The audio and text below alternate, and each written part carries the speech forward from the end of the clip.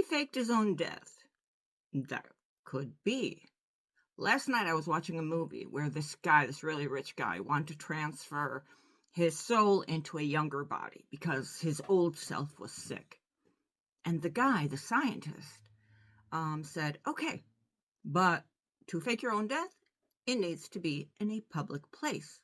And that set off like a light switch in my head. It has to be in a public place. What about the Charlie Kirk situation? So I started going over things in my head. Right? Charlie starts taking a stance that was a little bit distancing himself from Israel. Then he interviewed certain people that were against Israel, and apparently that pissed off a lot of people. So they invite him to Israel, right? He comes back. They invite him again. He doesn't go this time. Candace Owens and Charlie Kirk both said that he was offered millions not to give a voice or a platform to certain people. No. In the meantime, Charlie Kirk was said to be a future presidential candidate. So if he's a future presidential candidate, you can only imagine him slipping through your hands, how that would be a problem. So we get to the day he was shot.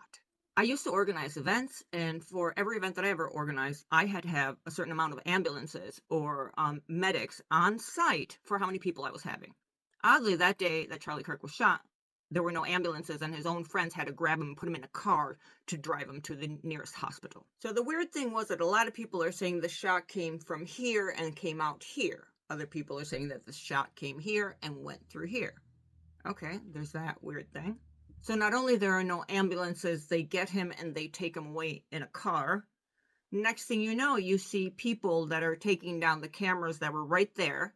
They never show us the angle from the camera that's behind him that took everything. You have people jumping with their feet on the chair he was sitting on. Literally, this is tampering with the crime scene.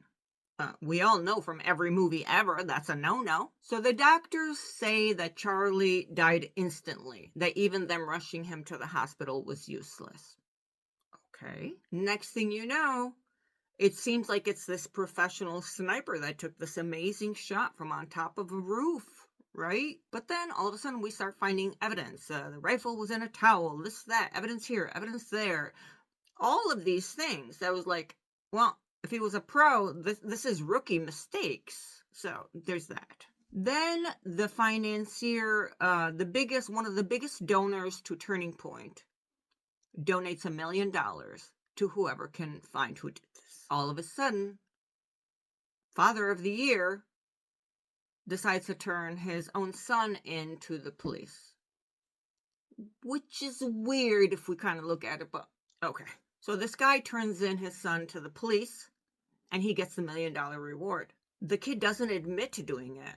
So there's no admission. I don't understand how you can turn yourself in, but you don't admit to the crime. Next thing you know, we find out that there are text messages between him and the live-in boyfriend that's a transgender kid named Lance.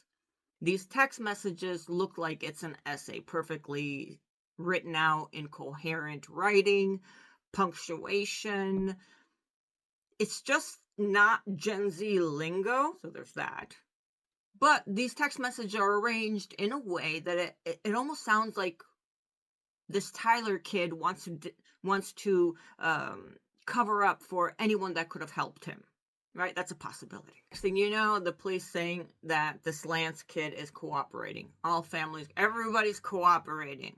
The odd thing is you don't see any news crews on site at their houses stalking them like they usually do. Serial killers, Octomom, anyone. Gypsy Road, Blanchard, you name it. Journalists are there in front of you and they're stalking you. These people, no. Not a camera crew in sight. No one is interviewing them. No. Another thing that I found weird, none of these people have regular socials. It's weird. They don't have normal social media. Okay. So they announced Kirk did. When they asked Trump about it, his reaction was to turn around and talk about the construction of the ballroom at the White House. That was weird considering that they were friends. I found that to be odd.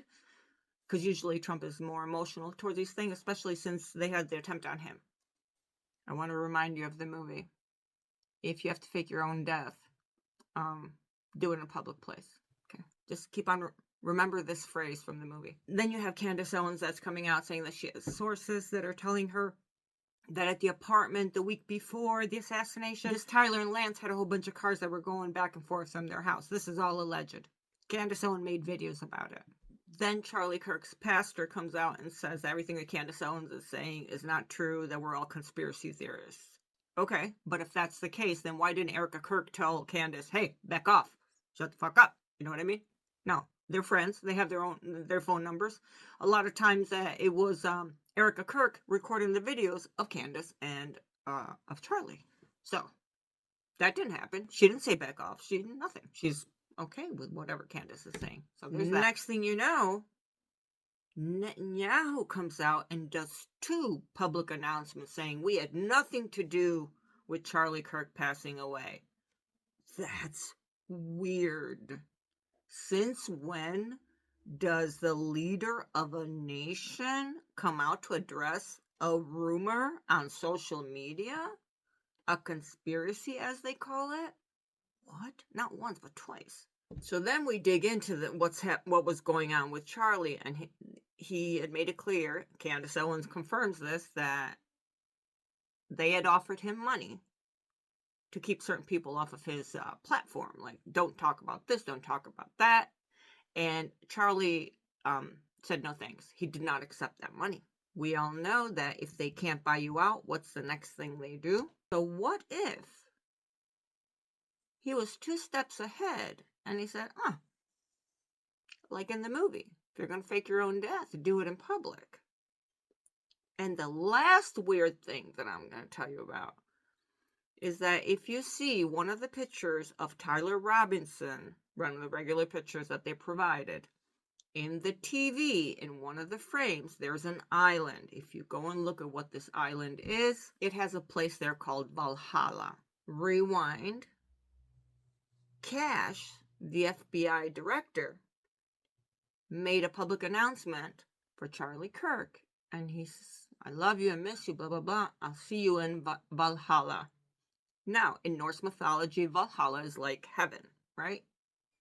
But hold on a second. Charlie and Cash are not pagans. Charlie is a Christian. He follows Jesus. So why would he say, see you in Valhalla? And then the Tyler Robinson kid has that. Dude. So I'm going to leave you with the quote from the movie. If you're going to fake your own death, do it in a public place.